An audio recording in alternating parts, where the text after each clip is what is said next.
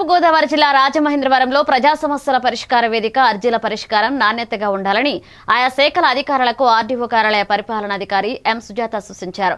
స్థానిక ఆర్డీఓ కార్యాలయంలో నిర్వహించిన పీజీఆర్ఎస్ గ్రీవెన్స్ లో వివిధ సమస్యల పరిష్కారం కోసం 5 అర్జీలు అందాయి. ఈ సందర్భంగా ఆమె మాట్లాడుతూ గడువు ముగిసేలోగా అర్జీలను పరిష్కరించేందుకు ప్రత్యేక దృష్టి సారించాలన్నారు.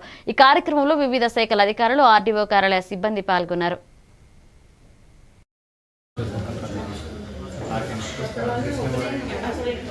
కొత్త పెన్షన్ ఇప్పుడు వరకు పెట్టుకోలేదా?